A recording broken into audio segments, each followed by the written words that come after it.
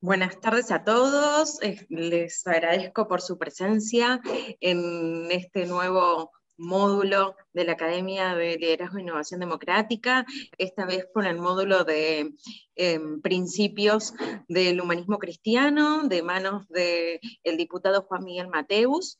Les paso a comentar un poquito de la hoja de vida de el diputado Mateus, que bueno, él fue electo diputado por a la Asamblea Nacional de la República Bolivariana de Venezuela por el estado de Carabobo en el año 2015, es abogado egresado de la Universidad Monte Ávila, convención de summa cum laude, y fue visiting scholar en la George Washington University y en Georgetown University. Además, obtuvo su doctorado en Derecho Parlamentario por la Universidad de Navarra con una mención, premio extraordinario por la mejor tesis del año. Es miembro de la mesa directiva, se me fue, disculpen. Es miembro de la Mesa Directiva de Primera Justicia y secretario nacional de doctrina de dicha organización. Actualmente es miembro de la Comisión Permanente de Política Interior y preside la Comisión Especial para la Defensa de la Constitución. Por último, que ya lo conocimos el año pasado, él fue entre el 2019 y 2021 profesor invitado en la Escuela de Derecho de la Stanford University en California, y bueno, tenemos el gusto de recibirlo nuevamente y poder contar con su presencia. Así que muchas gracias, diputado Mateus, por estar nuevamente con nosotros. Encantado, Carolina, agradecido de mi parte. Bien, entonces, si vamos a trabajar de la siguiente manera. Ustedes han formado grupos y han tenido que hacer un trabajo respondiendo a 3 interrogantes. Vamos a ver, ustedes han tenido la oportunidad de poder trabajar con gente de varios países y de manera de poder también contrastar las opiniones de cada uno de ustedes.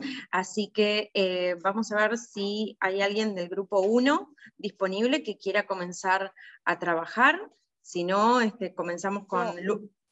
Yo soy del grupo 1.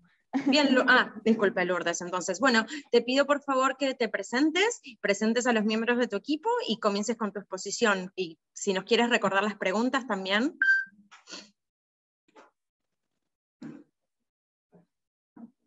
Se las comparto mejor. Fantástico. Yo soy Lourdes Romero, soy de Bolivia. He trabajado junto a Jessica y a Eliezer, Jessica de Paraguay y Eliezer de Nicaragua.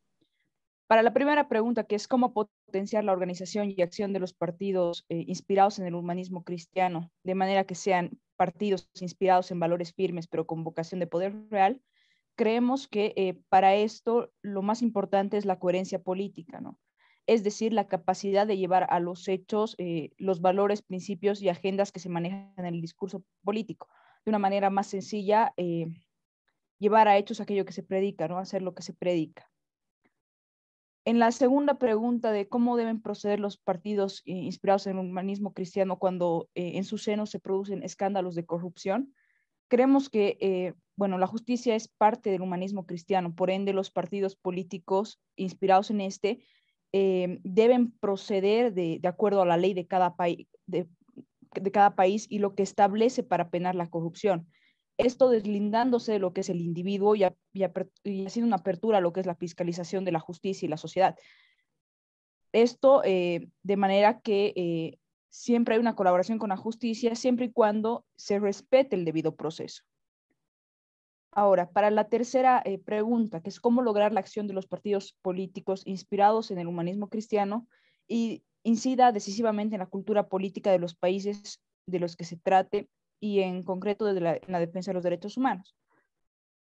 Nosotros creemos que se debe dignificar lo que es la política, hacer de esta una actividad de servicio para la sociedad que llega a representarse, gobernando o aspirando a gobernar, no haciendo de la política un modus vivendi, sino comprendiendo que esta misma está en un constante dinamismo, en un constante cambio, y que por tanto se requiere aspirar al relevo generacional con la inclusión efectiva de las juventudes.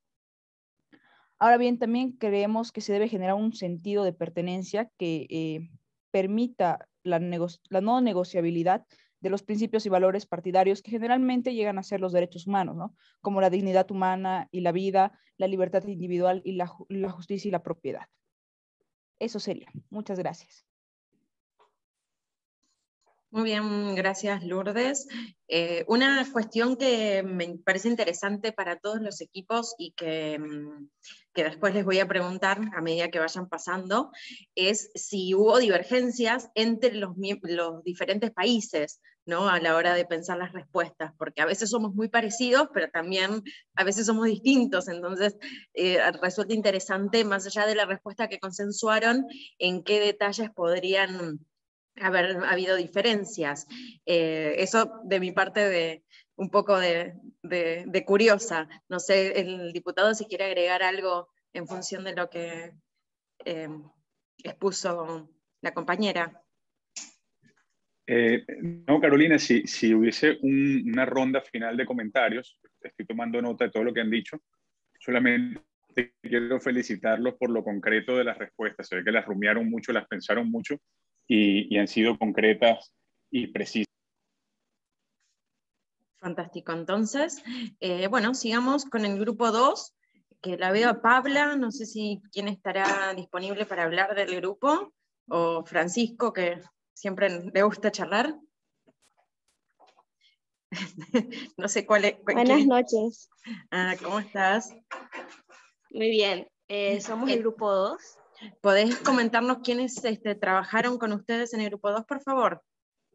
Sí, Francisco Parrado, de Bolivia, Pablo Araujo, Gilbert Sánchez y María Luján Benítez Báez, quien habla de Paraguay. Hemos hecho una presentación, profe y Caro, pero se me está complicando un poco compartir con la pantalla. Igual y lo voy a intentar ahora para que Mari pueda exponer. Hemos trabajado los 4 en equipo. Hemos estado debatiendo todos estos días por chat de WhatsApp y hoy día hemos terminado de hacer la presentación. Si me la pasás rápido, la puedo exponer yo, si querés. Ya, te la paso ahorita porque está en el grupo de WhatsApp. Ok, pásamela rapidito y la expongo yo. Dale, Ari, te la paso, Caro.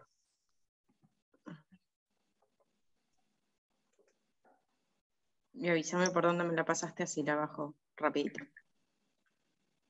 Caro Duarte. Por WhatsApp te lo quería mandar. Bien. Caro Duarte, Cultura Democrática.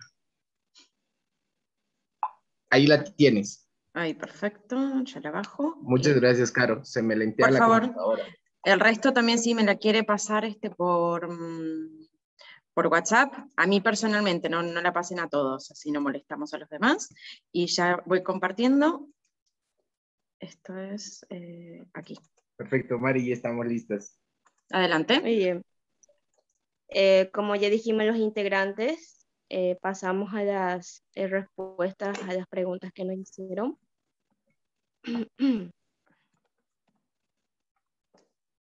Queremos decir, antes que nada, que debatimos bastante, fueron días muy en donde cada uno puso su opinión y esas opiniones están aquí. ¿Cómo potenciar la organización y acción de los partidos inspirados en valores firmes, pero con vocación de poder real, a través de 3 acciones fundamentales, talleres y procesos de formación constante a la militancia, dirigentes y miembros para la autoidentificación con los valores que rigen el partido, trabajo social permanente con la ciudadanía bajo principios de solidaridad que permita alimentar la vocación de servicio. Sabemos que todos los partidos tienen como objetivo principal la ayuda a la ciudadanía mediante políticas públicas y conformar grupos de análisis y estudio de los nuevos desafíos de la sociedad que defienden a la preservación de la tierra en base a valores humanos solidarios. La siguiente, por favor. ¿Cómo deben proceder los partidos inspirados en el humanismo cristiano cuando en su seno se produzcan escándalos de corrupción. También pusimos regirse en códigos de ética establecidos en cada partido. Sabemos que la honorabilidad y la honestidad son principios fundamentales. Realizar el debido proceso de investigación de manera imparcial. El partido tiene que estar abierto a los análisis financieros, por sobre todo de lo que recauda, en qué hace, cómo maneja, sobre todo. Excluir de la organización a quienes sean autores de actos de corrupción, expulsar de los partidos a gente que no se rige por los códigos de ética con el cual fue establecido el partido mediante su fundación. Tercero,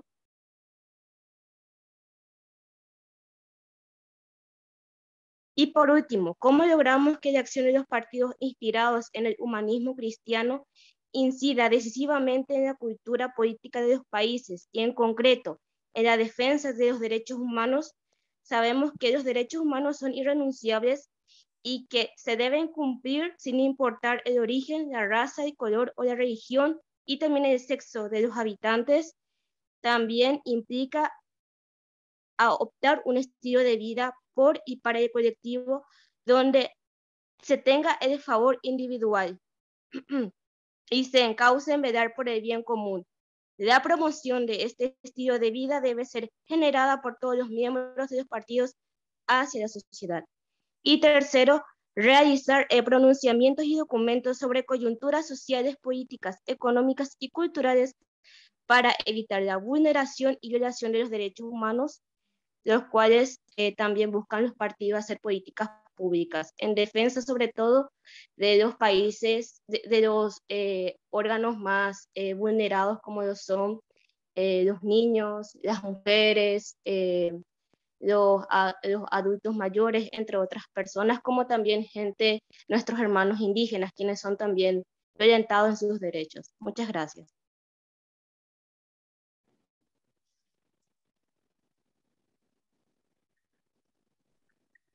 Carolina, disculpe, es que la conexión me jugó una mala pasada con la respuesta a la primera pregunta. No sé si brevemente la pudiesen repetir y por favor perdonen. Por supuesto, ya la comparto nuevamente. Pero, si quieres, yo te lo respondo al resumen que he sido el que se ha sistematizado el trabajo. Nosotros consideramos que el tema de ver el tema, o sea, de trabajar el tema de los valores son fundamentales en tres acciones que deben generar el partido. Tiene que generar una acción interna primero, que es el generar talleres y procesos de formación constante a la militancia, entendiendo a la militancia como a los dirigentes y miembros plenos del partido para la autoidentificación con los valores que rigen el partido. Es que a veces dejamos de formar a la gente de los partidos y la gente solamente se adecua, o sea, es parte del partido porque tiene alguna simpatía, pero no porque realmente conozca cuáles son los valores que rigen al partido. Entonces, por eso tiene que ser constantemente en la medida que se va creciendo la militancia y va cambiando en el tiempo, ¿no? Luego consideramos que debe haber otra fase que es que tiene dos aristas de trabajo, ¿no? Una que es el trabajo social permanente con la ciudadanía bajo principios de solidaridad, para que de esa forma se pueda llegar a la gente que realmente le cuesta subsistir, digamos, en el mundo por las inequidades sociales que existen. Entonces tenemos tenemos que permitir alimentar la vocación de servicio partidaria a través de la solidaridad, ¿no? Y de enseñarles, digamos, ¿no? Uno del grupo decía como que darles talleres, formación a la gente para que pueda subsistir, ¿no? Y la otra, para poder construir mejor calidad de vida de la ciudadanía, ¿no? Y la otra también es que el partido siempre tiene que promover constantemente políticas públicas en favor de toda la población en el país donde actúan, para que se mejoren las condiciones y la calidad de vida de los ciudadanos. Y la tercera, que es algo que es fundamental, porque lo veíamos en los documentos que hemos leído, en los trabajos que también lo comentaba Paula, es el tema de conformar grupos de análisis, de estudio, de investigación de la sociedad, ¿no? Y para poder también preservar la tierra bajo valores humanos solidarios, ¿no? Y esto además tiene una vertiente importante de que cuando vemos el tema de los derechos humanos, también vemos los derechos de la madre tierra. Y esto lo relacionamos también con la tercera pregunta, donde entendemos que los derechos humanos no son solo para algunos, sino que son universales, son para todas las personas, y ahí entendemos que los pueblos indígenas, originarios, campesinos también tienen derechos, también tienen que ejercerlos, así como las personas de diferentes creencias religiosas, etcétera, y que lo que no tenemos que permitir como organizaciones políticas es que se vulneren estos derechos, y es por eso que todo el tiempo se tienen que hacer pronunciamientos y sacar documentación cuando se generen estos tipos de vulneración o violaciones de derechos humanos. Gracias. Muchísimas gracias. Bien, entonces seguimos con el equipo 3, que estaba Helen, no sé si hay algún representante del equipo 3. Sino que se vaya preparando del 4, por favor. Sí, buenas tardes. Soy Pamela Santa Cruz. Buenas tardes, Pamela. Te pido que presentes a tu equipo y las respuestas. Perfecto. Ay, perdón. A ver. ¿Se escucha bien? Perfecto, se escucha. Bueno, ya, genial. Muy bien. Ya. Bueno, a la primera pregunta, ¿cómo potenciar la organización y acción de los partidos inspirados en el humanismo cristiano de manera que sean partidos inspirados en valores firmes pero con vocación de poder real? Respondimos que debemos tomar en cuenta los valores del humanismo cristiano como la dignidad, la libertad, la solidaridad y la fraternidad. Y mediante estos valores se podrá llegar a potenciar la acción de los partidos y una vocación real por ejercer un poder, pero que realmente beneficie a todos, ¿no? O sea, que digamos, mediante este poder se va a materializar esos valores del humanismo cristiano, trabajando por causas legítimas y respetando los principios de la democracia. A la segunda pregunta de cómo deben proceder los partidos inspirados en el humanismo cristiano cuando en su seno se produzcan escándalos de corrupción, nosotras respondimos que se deben realizar procesos de investigación y derivar los casos ante los comités de ética para su tratamiento y posterior sanción, ¿no? De manera que se aparte de manera inmediata a los involucrados o involucradas hasta que se resuelva el caso en concreto. Y a la pregunta 3, respecto a cómo lograr que la acción de los partidos inspirados en el humanismo cristiano incida decisivamente en la cultura política de los países que se trate, concretamente en la defensa de los derechos humanos, respondimos que se debe concientizar a la población a través de mecanismos de capacitación y difusión que promuevan los valores del humanismo cristiano, los derechos humanos y la democracia. Para ello se debe tomar en cuenta la cosmovisión de la población que compone el país y además proponemos que se difunda el tema en medios de comunicación para que la población pueda informarse al respecto. Muchas gracias. Eso sería. Gracias a ti, Pamela. Te pido si por favor nos podés recordar quiénes estaban en tu grupo. Sé que fueron un grupo puramente femenino el tuyo, pero si nos recordás... Sí, sí, ahora sí, perdón. Justamente, bueno, aquí está. Son Helen, Bárbara, Angélica y María del Rocío. Fantástico. Muchísimas gracias entonces al grupo 3. Pasamos con el grupo 4. Y mientras que se vaya preparando el 5, por favor. Gracias. Ahora sí voy a prender la cámara, perdón. Buenas tardes. ¿Me escuchan? Te escuchamos perfecto, Jesús. Pido disculpas de que no encienda la cámara, pero bueno, estoy acá en Venezuela y como bien saben, la señal es un poco débil.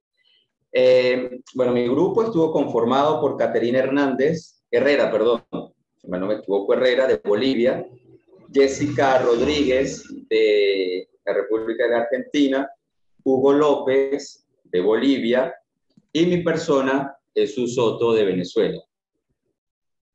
Ahora bien, en la primera pregunta, como lo planteaba el profesor y diputado Juan Miguel Mateus, ¿cómo potenciar la organización y acción de los partidos inspirados en el humanismo cristiano de manera que sean partidos inspirados en valores firmes, pero con vocación de poder real.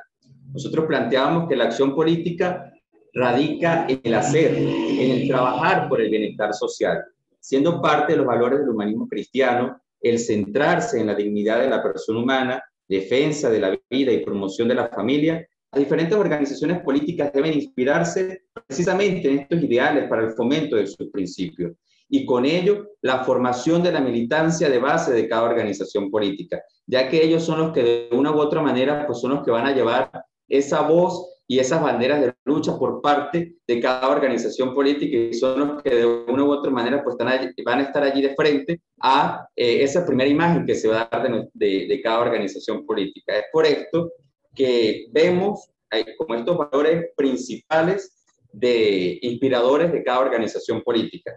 Ahora bien, en la segunda pregunta, ¿cómo deben proceder los partidos inspirados en el humanismo cristiano cuando en su seno se produzcan escándalos de corrupción? Planteamos que establecer sanciones duras ante los actos de corrupción, es decir, tolerancia cero, de acuerdo a los lineamientos definidos en el estatuto de los partidos. Definir en el reglamento interno dichas sanciones. Si bien parte de este reglamento, de estos estatutos, también deben tener un cierto filtro para que estos políticos puedan llegar a las dirigencias en las diferentes posturas, ya sea nacional, regional o municipal. Esto es sumamente importante, el filtro que debe tener estos estatutos y estos reglamentos, porque de una u otra manera pues son los que van a representar a la organización política, son la cara ante los medios de comunicación, son la cara ante las diferentes políticas públicas que cada organización política pues va a emanar. Y como tercera pregunta, ¿cómo lograr que la acción de los partidos inspirados en el humanismo cristiano incida decisivamente en la cultura política de los países de los que se trate, en concreto en la defensa de los derechos humanos? Planteamos que los partidos siempre estarán en la defensa de los derechos humanos. Son las principales banderas de lucha en la búsqueda de mayor bienestar social. De esto debemos estar muy claros. Los partidos políticos trabajan por el bienestar y el progreso de las sociedades. Y ese bienestar y ese progreso de las sociedades radica precisamente en el respeto de los derechos humanos que se puedan tener en cada uno de los países. El consolidar un régimen democrático es sumamente importante, y esto se consolida con la pluralidad dentro de las organizaciones políticas y la pluralidad que se pueda tener dentro de los diferentes actores, ya sea del oficialismo o opositores que hacen vida dentro de los países en una nación. Eso era todo. Gracias.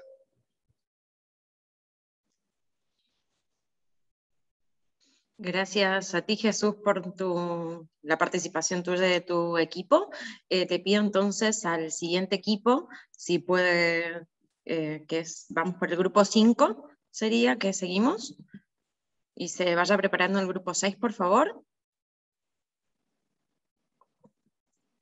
El grupo 5, Valeria, Gabriela, Albino, Ricardo, ¿hay alguno?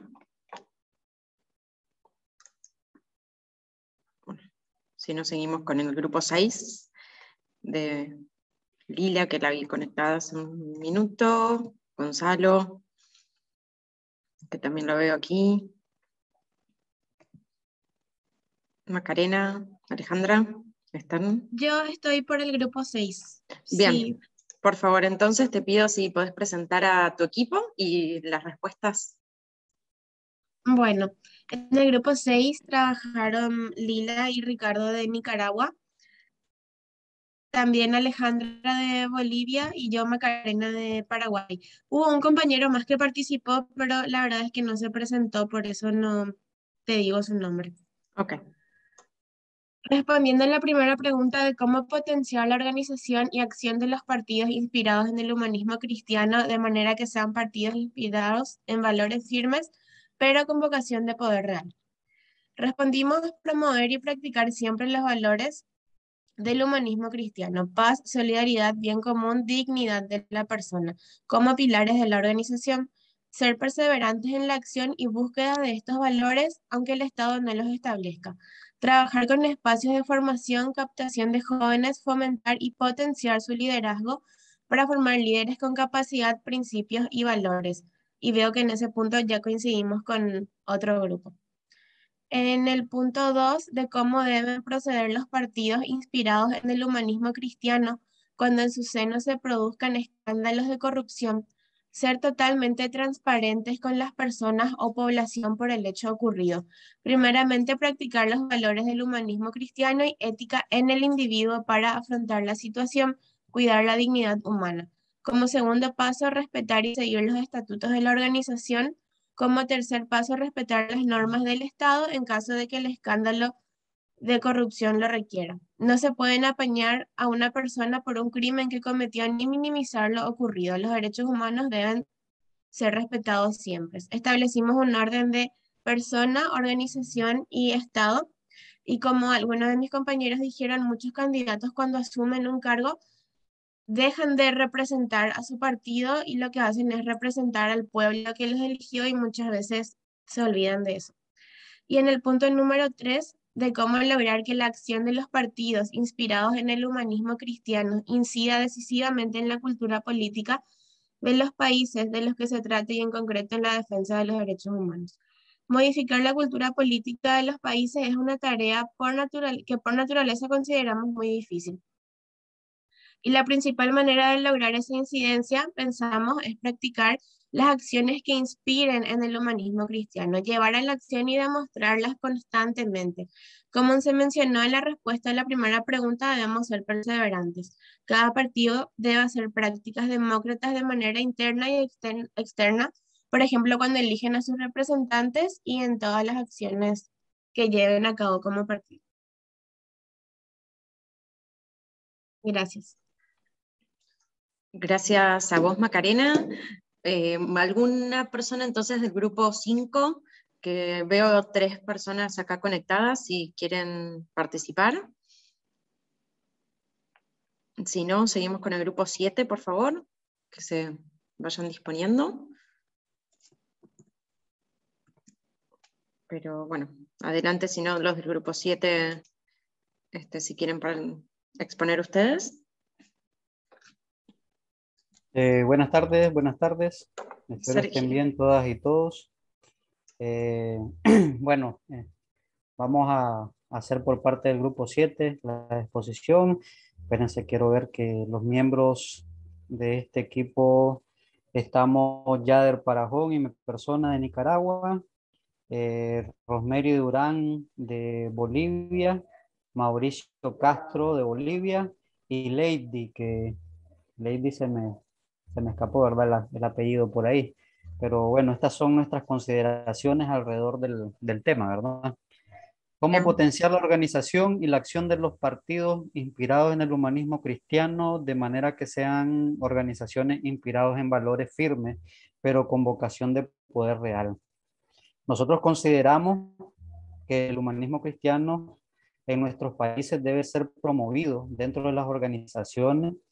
Debemos de desarrollar capacitaciones al respecto con una metodología para que sean aplicables en los espacios políticos a los que pertenecemos. Creemos que es muy importante desarrollar una escuela de humanismo cristiano dentro de los países para que los miembros de las organizaciones, adopten el humanismo como parte de la filosofía personal. En la número 2, ¿cómo deben proceder las organizaciones cuando hay actos de corrupción? Igual nuestro grupo decimos que el mismo humanismo cristiano es basado en valores como el de la justicia.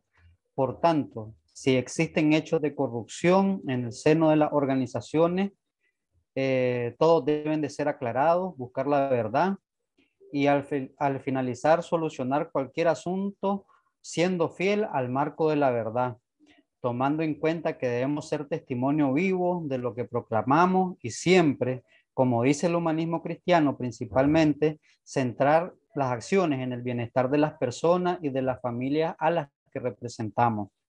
Creemos que toda organización que practique el humanismo cristiano debe tener una comisión o órgano de disciplina donde se sometan a las personas que sean parte de esos hechos y reciba su justa sanción.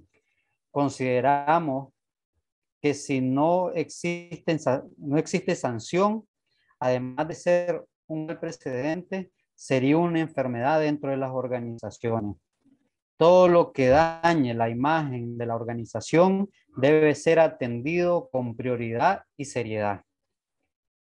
En el asunto de cómo lograr que las acciones inspiradas en el humanismo cristiano incidan decisivamente en la cultura de nuestros países y en concreto en la defensa de los derechos humanos, nuestro grupo cree que lo primero que debemos de hacer es organizar a la organización, valga la redundancia, a las organizaciones con el enfoque de humanismo cristiano. De esta manera podemos incidir manteniendo una cohesión entre lo que predicamos y lo que practicamos. Debemos ser organizaciones que escuchen a la población, es decir, a sus bases, y debemos establecer una agenda en común donde se construya un proyecto de país con participación de todas las organizaciones que practiquen y prediquen el humanismo cristiano.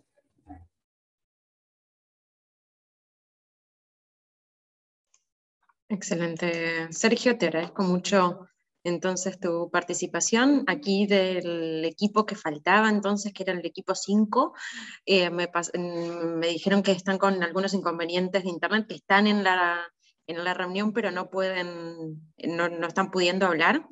Así que me pasaron las respuestas por el chat.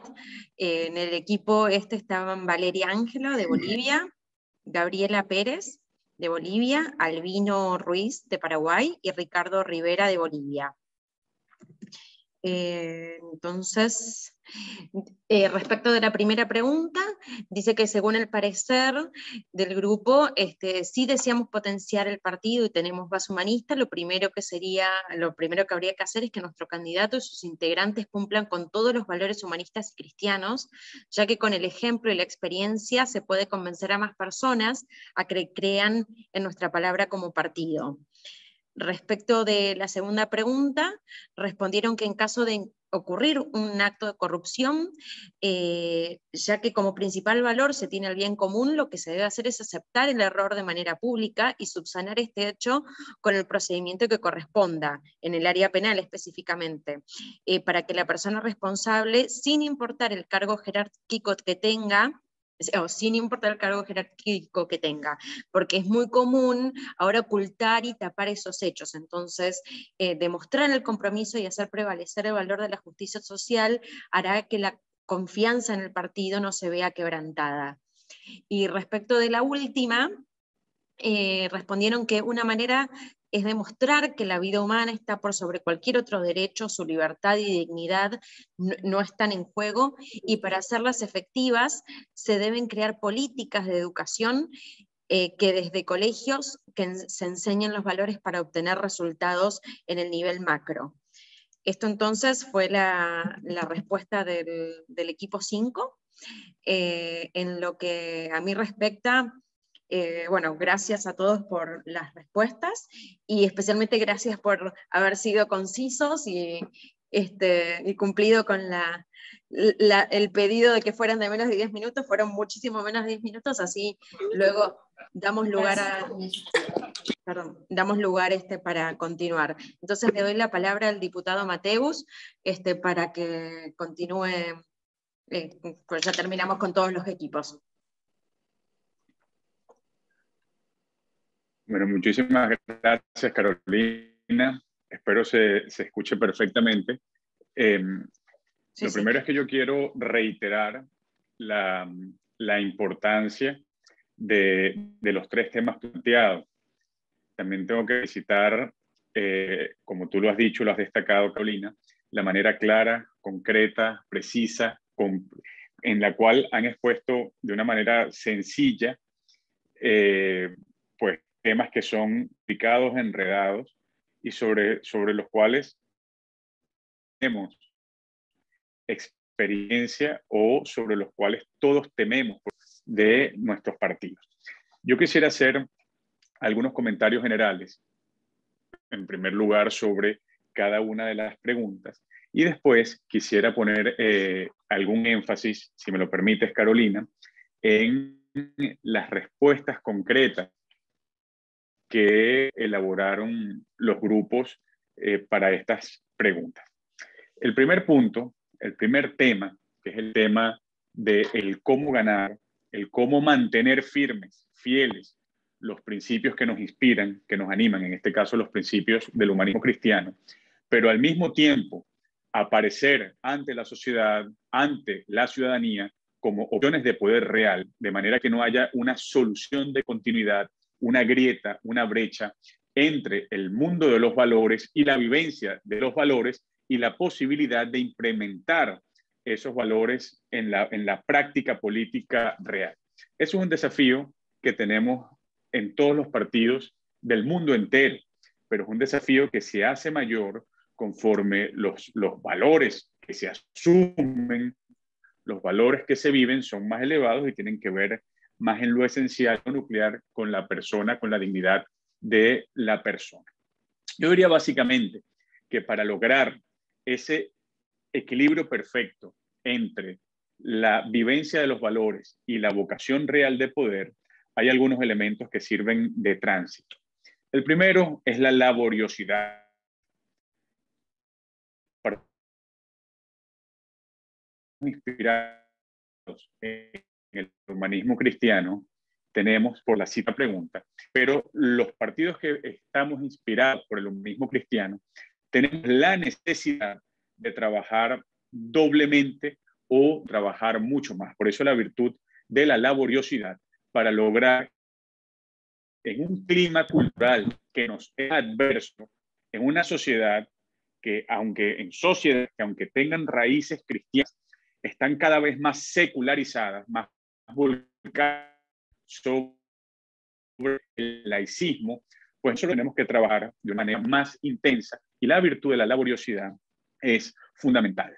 En segundo lugar, respecto de la primera pregunta, un elemento clave para la transición entre la vivencia de los valores y el acceso a los espacios institucionales de poder real tiene que ver con lo que se mencionó en las exposiciones, que es la coherencia. Hoy vivimos en la era de las redes sociales, de la comunicación expansiva, del mostrar en la arena pública, pues la vida de los políticos y la vida de los partidos, la dinámica de los partidos. Pero no hay mejor elemento de marketing que la propia coherencia, como se ha señalado aquí, y que una identidad bien ganada, es decir, que tampoco haya solución de continuidad entre lo que se sostiene como ideal y lo que se vive en la práctica. El mayor gerente de una campaña electoral, el mayor gerente de comunicaciones es precisamente la coherencia. Y la coherencia, eso que en el Evangelio se lee como que no haya dobleces, es lo que se expresa básicamente como lo han expresado, como lo han dicho aquí en los grupos, pues que una continuidad entre lo que se piensa y se dice y lo que se hace en el terreno de la acción. Y el tercer elemento, creo yo que sirve en términos generales de transición para obtener valores firmes y tener vocación real de poder, es la conciencia macerada, que tenga pozo, es decir, que esté madurada en nosotros y en nuestros partidos, que los valores del humanismo cristiano no son un ideal muerto, que no son un elemento que obedece a algún estadio prehistórico de la civilización que en algún momento fue cristiana. No, porque los valores del humanismo cristiano dimanan de la naturaleza humana y por lo tanto tienen vigencia permanente, vigencia universal. Por lo tanto, es muy importante que en todo lo que ustedes han descrito, en todas las iniciativas para fomentar la coherencia en la acción política, para formar a la militancia, es siempre de manera transversal la idea de que el humanismo cristiano no es un mero ideal irrealizable en la práctica, sino todo lo contrario. Es la orientación, es la brújula de la acción práctica exitosa que permite acceder al poder. En segundo lugar, la pregunta número 2, valga la redundancia, ¿Qué hacer ante la corrupción? ¿Qué hacen nuestros partidos ante el drama, ante la tragedia de la corrupción?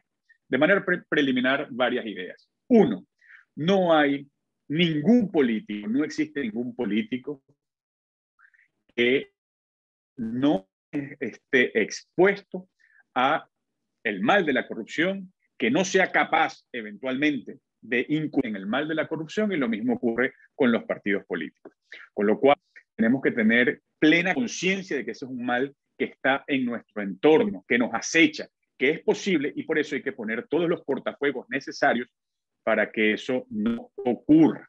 Pero el segundo elemento, que es definitivo y debe tenerse en cuenta respecto de esta pregunta, es que a todo político se le juzga con dureza ante la opinión pública cuando él o su partido está inmerso en escándalos de corrupción. Pero, como ha dicho el Papa Benedicto XVI, cuando se trata de corrupción en el seno de partidos que están comprometidos con los principios de la doctrina social de la Iglesia, la factura que pasa a la sociedad es mucho mayor, porque como nosotros nos hemos comprometido a mucho más, a vivir unos valores que son mucho más nobles, más elevados, entonces la sociedad es más sensible, gracias a Dios, es más sensible ante la inconsistencia y ante la incoherencia, con lo cual, para nuestros partidos, la factura de opinión pública es doble. La factura de opinión pública tiene una mayor gravedad y una mayor intensidad. Y menos mal que eso así, porque el listón, la barra para aspirar a limitar el mal de la corrupción tiene que estar mucho más elevada. Y ante el problema de la corrupción, que es posible ante todo, pues básicamente ustedes han descrito perfectamente cuál es el proceder. Tendría que haber una suerte de vademecum, una suerte de receta para seguir. El grupo número 6, con Macarena como vocera, los de una manera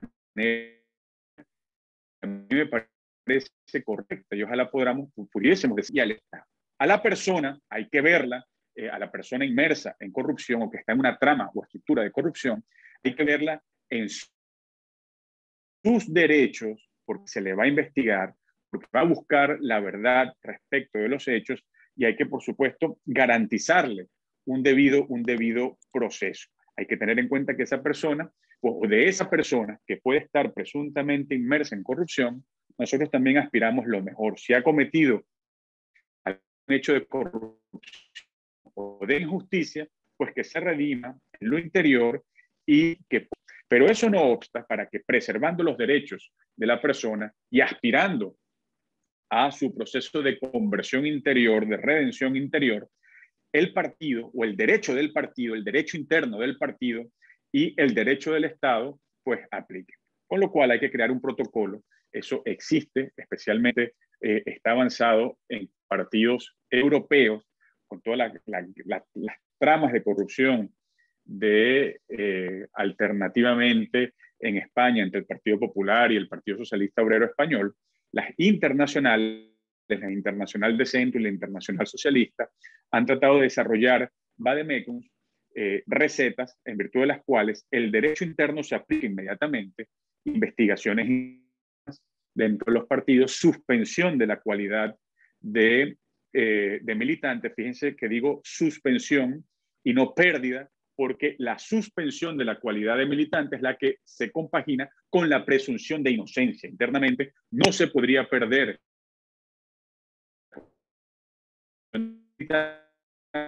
hasta tanto se haya como que hay responsabilidad en una acción o en un asunto de naturaleza ética, condición de militante, hay que investigar y sobre todo, aquí viene lo más importante, no hay que tenerle miedo a las investigaciones del Estado, a que entre el derecho penal en juego. Y en esto, por ejemplo, así como a la persona se le garantizan sus derechos internamente en el partido, pues el propio partido dice, no tengo problema en que el Estado investigue con sus órganos de investigación penal investigue lo que debe investigar, pero también deben respetarse el debido proceso y la dignidad humana en todo momento. Haciendo un símil entre los escándalos dolorosos, lamentables, pero que hay que verlos a la cara, los escándalos de abuso sexual en el seno de la Iglesia Católica, pues debemos recordar que cuando estos ocurrieron bajo el pontificado del Papa Benedicto XVI, el Papa Benedicto XVI llamaba a la oración por esas personas que incurrían en esos abusos sexuales, que producían esos abusos sexuales, pero inmediatamente, con sentido enérgico de caridad, pero también de justicia, decía que eran necesarios que se activaran los mecanismos de castigo canónico, es decir, dentro del derecho de la Iglesia, pero también de derecho civil, dentro del orden del Estado. Y mutatis mutandi, ese debe ser un proceder en los partidos políticos, teniendo en cuenta que si la corrupción no se combate, entonces viene el descrédito y el desprestigio, no solamente de un dirigente político en concreto, no solamente de un partido político en concreto, sino de la política como oficio. Se fomenta la antipolítica, se engendra la antipolítica, comienza una disociación entre la sociedad y los políticos, entre la sociedad y lo político, y quizás suele ocurrir, como pasa con cinismo en países europeos, comienza a notarse en los Estados Unidos y en algunos países latinoamericanos muy avanzados, comienza a notarse un desapego de la política por falta de confianza en los políticos, una huida, una retirada hacia lo público que deriva en lo que podríamos llamar o denominar un proceso de idiotización, es decir, en el cual los ciudadanos asqueados de la corrupción renuncien a los derechos políticos, renuncien a ser parte de la opinión pública para juzgar las dinámicas democráticas. Y eso termina enrareciendo el clima cultural en el cual nosotros, como políticos inspirados en el humanismo cristiano, estamos llamados a realizar la democracia, la justicia, el orden de libertad y un orden que preserve la dignidad humana. Y esto guarda relación con la tercera pregunta, el problema de la cultura. Es decir, hoy estamos en una cultura, lo veíamos así en la sesión que tuvimos, y hay alguna referencia en el documento que yo les hice llegar o que preparé para ustedes. Estamos en un clima cultural en donde prevalece el pensamiento débil, prevalece el relativismo, es decir, que se piensa que no existe la verdad moral, que todo vale, que todo es relativo y depende del ángulo o del prisma con el cual se mire.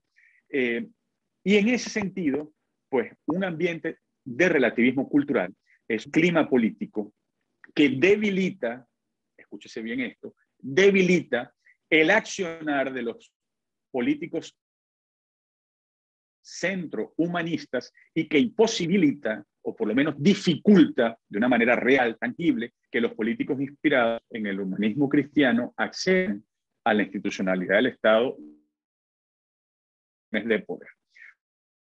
Eso, para los políticos centro-humanistas, inspirados en el humanismo cristiano, la cuestión de la cultura siempre ha sido esencial porque, como veían, por ejemplo, grandes centrohumanistas de nuestro continente, Eduardo Frei Montalvo de Chile o Rafael Caldera Rodríguez en Venezuela, ellos aspiraban que el humanismo cristiano transformara las estructuras de la sociedad, fuese fermentando con el humanismo cristiano las estructuras de la sociedad y que eso fuese posible, que eso hiciera posible, modelar la conciencia de los ciudadanos y la conciencia de la sociedad para que las ideas del humanismo cristiano estuviesen presentes en la sociedad. Hoy en día no es así, repito, y por eso es que es tan importante establecer una actuación asible, tangible por el humanismo cristiano en un lenguaje que sea apto para todos. Y ese lenguaje son los derechos humanos.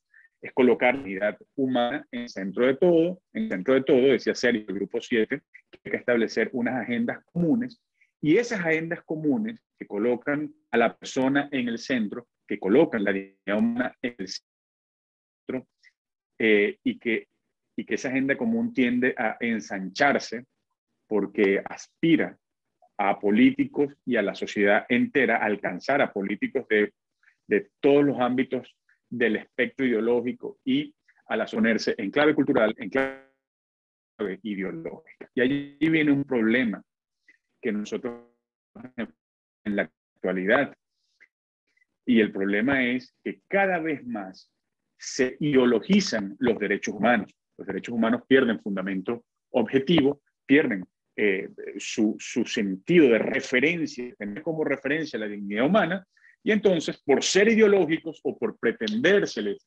ideologizar, entonces son susceptibles de un voluntarismo o de una suerte de los felicito nuevamente por haber respondido de esta manera. Correspondieron todas las preguntas y quisiera pedirte, Carolina, que me las hagas llegar porque me van a ser de mucha utilidad en un trabajo que estoy preparando y en las tareas a las cuales muchísimas gracias. Sí, por supuesto. Entonces, bueno, el equipo de, creo que fue el 2 que me hizo llegar el PowerPoint, ya lo tengo. Todos los demás, sí, por favor me pueden transcribir las respuestas y mandármelas a academia@cultdemocratica.org para que las tengamos y se las podamos pasar al profesor. Así que así él las tiene. Así que bueno, muchas gracias por la devolución. No sé si, bueno, que quieren hacer, usted quiere que hagamos un espacio de preguntas, si le parece, o tenemos 10 minutos como para preguntas, ¿le parece? Sí, quisiera hacer un último comentario que lo dejé en el tintero, perdón. Por favor. Es el siguiente, Carolina, perdone. La palabra coherencia surgió en varias de las intervenciones como un elemento necesario para ganar credibilidad ante la sociedad y sobre todo para mantener la identidad humano-cristiana en los políticos. Pero también hay que tener en cuenta que muchas veces no se trata de tanto de salvaguardar la coherencia como de enfrentar climas políticos e institucionales, culturales que son adversos. Parlamentos que están dominados enteramente por partidos políticos o por fracciones parlamentarias que entienden la política en clave meramente ideológica, los derechos humanos en clave meramente ideológica, que relativizan los derechos de la persona, y ante eso, pues corresponde una habilidad para saber negociar, para saber derivar la dignidad humana en sentido objetivo de los textos constitucionales y muchas veces para tratar de preservar los bienes que nosotros estamos llamados a proteger o para optar por males menores, para tratar de atemperar los males que se pretenden imponer con legislación respecto del aborto o familia, educación, etc. Muy bien. Aquí entonces, bueno, muchas gracias por todo, por la exposición y por los comentarios. Así, bueno, si alguno tiene alguna pregunta sobre el material o sobre esto que estuvimos trabajando hoy, si quieren ir desmuteándose, levantando la mano como hacemos siempre, y le acercan las preguntas. Ya conocen la dinámica. O si también la pueden poner en el chat, aquellos que tengan tal vez poca conexión. Mari, ahí te pido que te desmutees, tú primero. Adelante, luego seguimos con Edipcia. Muy buenas noches. Quisiera saber la trascendencia que tiene el humanismo cristiano en política. ¿Qué impacto tiene?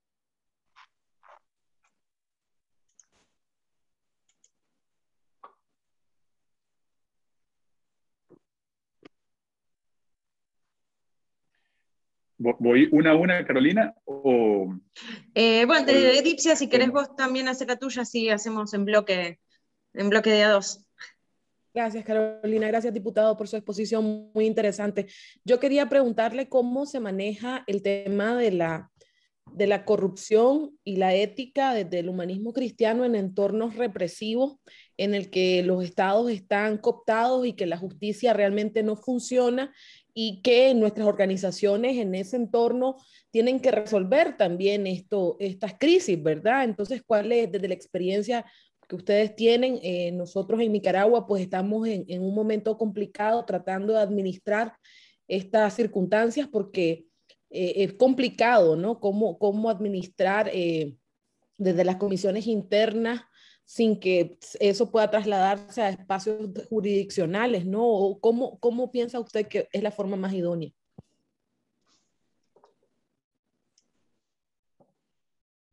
Bien. Bueno, ¿contesto, Carolina? ¿Cómo? Perdón. Procedo a contestar. Sí, por favor, hay una pregunta más, pero si quiere contesta estas y luego hacemos la que sigue. Bueno, aquí Sergio se desconecta. Saltarme la palabra porque más o menos va relacionada con la pregunta que hizo Mari, ¿verdad? O sea, hablar de ejemplos, o sea, yo busqué, después de ver el video, busqué ejemplos donde hay gobiernos donde se aplica pues el humanismo cristiano. Entonces, tal vez el profe nos puede ilustrar al respecto. Gracias, Sergio. Perfecto. Bueno, procedo con la pregunta de Mari y la de Sergio, que están relacionadas. Yo diría lo siguiente. Lo primero es tener noción histórica del impacto real del humanismo cristiano en la civilización occidental, en la democracia constitucional y en la construcción del Estado constitucional de nuestros días. Básicamente el Estado constitucional que hoy conocemos y por el cual luchamos es un Estado constitucional fraguado en el continente europeo después de la Segunda Guerra Mundial. Después de la Segunda Guerra Mundial, la eclosión de los totalitarismos, hubo una necesidad de bajar las armas de ideología para comenzar a ver a la persona humana tal como es, para ver a la dignidad humana, y luego no bastaba con ver a la persona humana, con aspirar salvaguardar sus derechos inalienables, sino que había una necesidad de construir esto en arquitectura jurídica para que fuesen preservados esos derechos. Y por eso surgió el Estado constitucional tal como hoy lo conocemos, y en el corazón de esa creación del Estado constitucional estuvieron políticos humano-cristianos. Alcide Gasperi en Italia, Adenauer en Alemania, De Gaulle en Francia, y todo esto sigue vigente, es decir, los principios, valores del humanismo cristiano como permanentes siguen vigentes.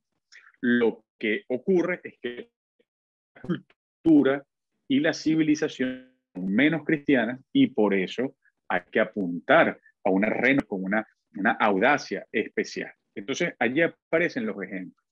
Y la segunda pregunta de Dipsia, que es un drama que vivimos los venezolanos, básicamente es esto, ¿no? ¿Cómo hacer para combatir la corrupción en países, en nuestros partidos humanistas cristianos, en países que están dominados por una autocracia, por una dictadura, en donde no hay garantía del debido proceso y el respeto de los derechos elementales de la persona humana? Pues, ¿cómo hacer para combatir la corrupción en Nicaragua, en Venezuela, en Cuba, por decir 3 países, sin que la propia lucha contra la corrupción de los partidos políticos sea abusivamente instrumentalizada por los regímenes opresores para perseguir más y más? Yo creo que allí la clave está precisamente en los órganos internos, en no tolerar internamente ningún acto de corrupción, o sea, ningún episodio de corrupción, y sobre todo en hacer expedientes, que esos expedientes vayan creciendo, que esos expedientes se vayan almacenando, y sobre todo tener una avanzada de opinión pública para referir la importancia de la lucha contra la corrupción, y ahí se puede poner el mismo partido como ejemplo, la corrupción de los regímenes autocráticos, pero nosotros al frente de esa lucha contra la corrupción. Pero es un drama egipcio, es un drama que enfrentamos día a día, es un drama que no tiene solución en estos momentos, pero ante lo cual hay que dar respuesta, porque ciertamente cuando en nuestros países hay escándalos de corrupción, esos escándalos nos igualan a los regímenes autocráticos corruptos, y eso es una tragedia para nuestros partidos y para la política y para la lucha democrática.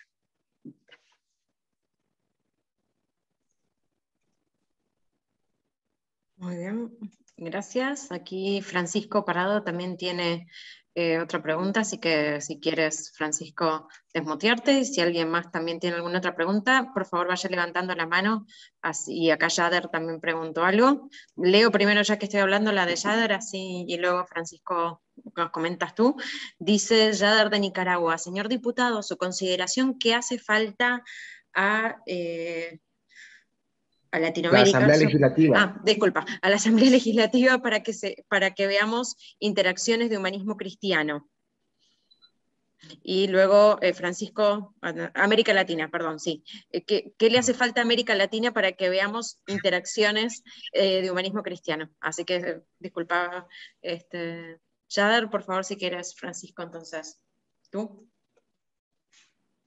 Bueno, yo tengo otra pregunta. En realidad va por la lógica de que acá en Bolivia, tú sabes, está el tema del Estado plurinacional, el reconocimiento de las 36 pueblos indígenas originarios campesinos, que a mí me parece que ese de cierta forma es un avance, pero a veces cuando uno trabaja dentro de una estructura política que lo discutíamos esto en el grupo, cuando hablábamos sobre valores y principios religiosos que van muy relacionados con la política para poder ser mejores políticos, cómo esto logras implementar en un país como en el que ahorita, si vos hablarías de ese tipo de principios y valores, en realidad te estuvieras dando una bala en el pie para no lograr un mayor porcentaje de votación en elecciones, porque mientras más inclusivo seas, mientras pienses que la política sea lo más abierta posible, tal vez tienes mayor posibilidad de ganarle al movimiento al socialismo, ¿no? Y eso es lo que ha pasado en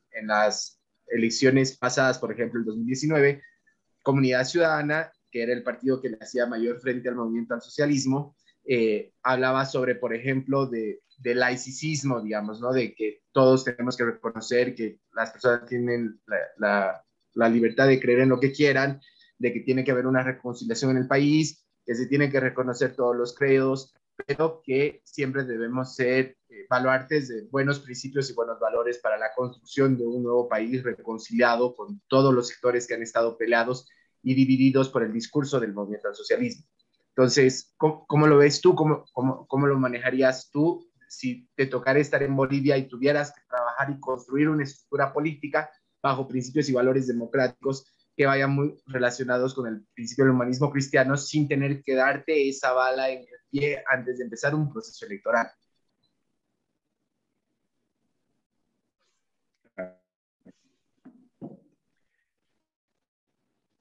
Bien. Bueno, comenzando por esto de Francisco, es un tema muy complejo, no podría ayudar sin conocer asuntos que solamente tienen solución práctica como esa. Pero sí me parece importante decir lo siguiente. Los derechos humanos son una realidad no ideológica. Y los derechos humanos o los derechos de los pueblos indígenas están precedidos del discurso y de la realidad de los derechos. Es decir, una persona, parte de un pueblo indígena, tiene derecho en cuanto persona humana y luego tiene unos derechos en cuanto parte de un cuerpo o de un todo. Y debe mantenerse esa linealidad y ese escalamiento. Se es persona, se tiene la peculiaridad de la condición indígena, que es buena, que es valiosa en sí misma, pero aquí viene lo importante. Hay que tratar de desideologizar ese debate descubrir cuando la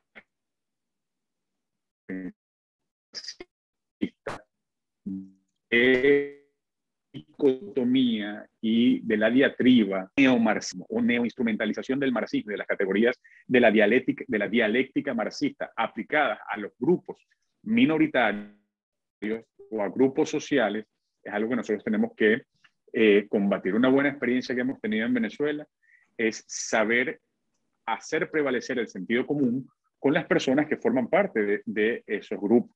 Es decir, que las personas que formen parte de tal grupo, de cual grupo, hablen con sentido común, que tengan la autoridad de invocar el sentido común desde la propia pertenencia a un grupo cuyos derechos deben ser respetados. Y después, ya le preguntaba sobre la incidencia del humanismo cristiano en los parlamentos, y eso es una categoría especialísima. Es decir, la relación entre parlamento y humanismo cristiano es importantísima porque es la relación entre legislación, lucha contra la corrupción, defensa estructural de los derechos humanos, defensa legislativa y estructural de los derechos humanos y humanismo cristiano. Hay un ejemplo contrario. Cuando Podemos se hace del poder en España y se hace socio del Partido Socialista en España, las cuotas de poder institucional que aspira Podemos son Ministerio de Educación, Ministerio de Igualdad de Género y medios de comunicación. Y esas son precisamente tres trincheras de lucha para el humanismo cristiano y los políticos humanos cristianos. Precisamente saber buscar dentro de los parlamentos toda legislación y acción legislativa que tenga que ver con la educación en todos sus niveles, con la protección de la familia, con la protección de la vida. Y sobre todo, creo que es una experiencia en muchos países que no debe haber complejo respecto de la defensa de las ideas. Cada vez que hay políticos defendiendo las ideas con fortaleza, con determinación en países, pues la sociedad responde, la sociedad acompaña las luchas. Yo recuerdo hace unos años, no lo que ocurrió recientemente, pero hace 2 o 3 años, Carolina me podrá corregir mejor, cuando se daba la batalla por la vida en Argentina, ahorita la situación es distinta, repito, pero cuando daba la batalla aparecían muchos parlamentarios, aparecían algunos parlamentarios argumentando desde la medicina, desde la ciencia, no desde la fe, y unos debates públicos de muchísima altura y un eco. Eran como una caja de resonancia. El Parlamento lo convertía en el Parlamento en una caja de resonancia para que la pudiera aprobar y defender. Eso hay que hacerlo. Eso depende de la capacidad de organización, de la capacidad de incidencialidades de cada país. Bien. No sé si, bueno, entonces alguien más tiene alguna pregunta. Eliezer, adelante. Ahí te desmuteo. Con esta dime. Buenas tardes, diputado. Y bueno, y a todo el pleno también de esta reunión que tenemos. Quería, no sé, comentarle, bueno, el diputado ha hablado sobre la universalidad de los derechos humanos. De hecho, pues al caracterizar los derechos humanos los entendemos como universales, como imprescriptibles, irrenunciables, inalienables y otro conjunto de derechos. Y que se tienen por el hecho de ser humanos, ya no por el hecho de ser indígenas, hombres o mujeres, jóvenes, sino que se tienen desde el momento que nacemos o que nos constituimos como seres humanos. Y es cierto que los derechos humanos podrán ser universales ya, y el diputado señalaba que pues hay que mantenernos en esa línea, ya que los derechos humanos no están sujetos a una cuestión ideológica.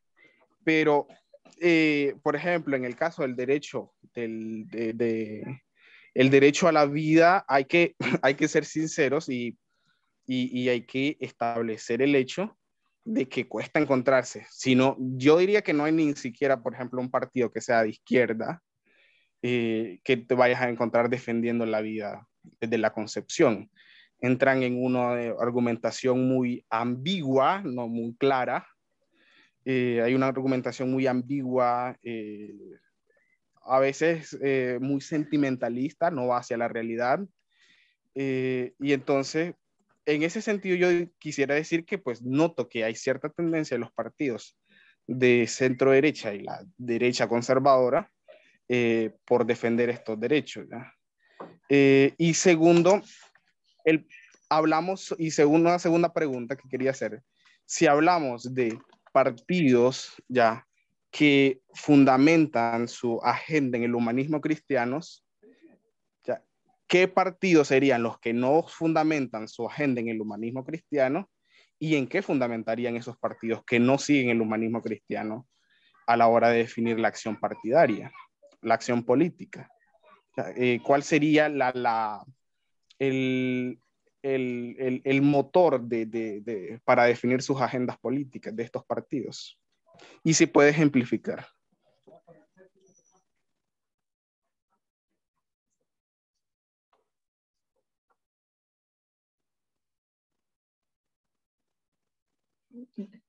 Diputado, si quiere, con esta terminamos, así lo liberamos con la pregunta de Eliezer, pero no sé si está congelado.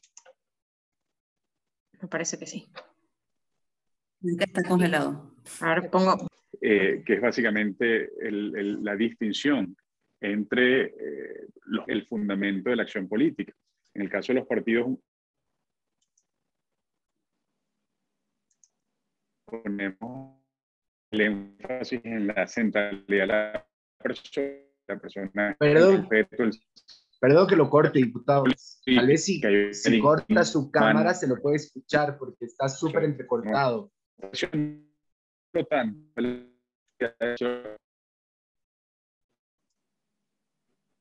ver, ahí se lo corté.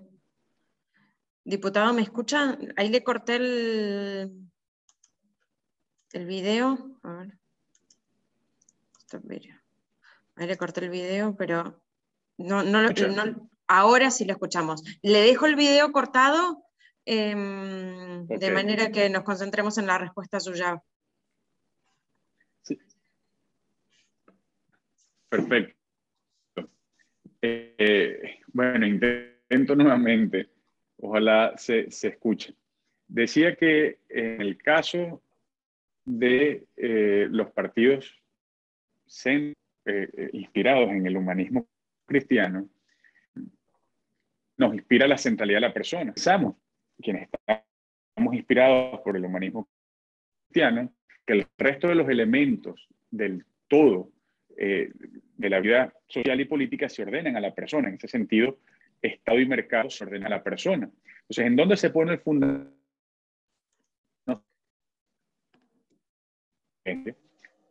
Si es más socialdemócrata o se tiende más hacia el fenómeno del poder o el énfasis es lo estatal. Si es un partido liberal, en sentido económico clásico, el énfasis se pone en el mercado. Si es un partido verde, el énfasis se pone en el medio ambiente. Si es un partido laborista, en teoría, en la lucha por la construcción de la justicia social, pero poniendo como el sujeto privilegiado de la vida social el proletariado o los trabajadores. Lo bonito del humanismo cristiano es que logra ordenar e integrar todas esas dimensiones de la vida humana en función de la persona, porque la persona humana está llamada a trabajar y el trabajo tiene una dignidad, porque el mercado juega un rol importante en la vida humana, también la propiedad privada, porque no nos da asco a nosotros pero lo vemos según el principio de subsidiariedad. Sabemos hacer una síntesis de todo esto. Y respecto a lo que decía Eliezer, de las ambigüedades y el sentimentalismo de los partidos en general, pero también de los partidos humanos-cristianos, eso es una realidad. Y allí yo lo único que quiero referir es una suerte de círculo vicioso que hay entre una sociedad menos consustanciada con los valores del humanismo cristiano, lleva a un vaciamiento de los valores del humanismo cristiano en los partidos políticos, pero ese vaciamiento de los valores del humanismo cristiano en los partidos políticos potencia en la sociedad y por lo tanto, aunque tome tiempo y aunque suponga formación cívica, esfuerzo por parte de los partidos, hay que tratar de romper ese círculo vicioso e incidir respecto en la vida pública de conformidad con la propia entidad, con lo que se es políticos humano-cristianos, sin pretender dejar de serlo o sin ser otra cosa por fines meramente electorales.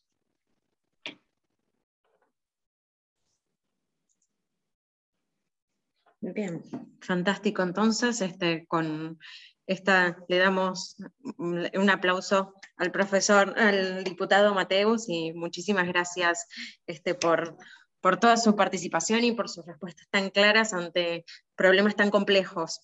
Así que, antes que nada, bueno, quería también agradecerles nuevamente la participación a todos ustedes. Si tienen alguna pregunta para el profesor, también la pueden sumar dentro del archivo que me tienen que mandar con las consignas, que hablamos hace un ratito. Ahí mismo pueden colocarme entonces sus preguntas para elevarle al profesor. Y bueno, si quieren, terminamos como siempre, agradeciéndole entonces al diputado Mateus por nuevamente acompañarnos y prendiendo las cámaras y saludando, y así los liberamos a todos. Y ya saben, si quieren, hacen una linda captura y nos taguean en las redes sociales. A ver. Bueno. Pero hay que ponerse más o menos. Bueno, gracias a todos. Y bueno, que tengan buenas tardes. Hasta luego.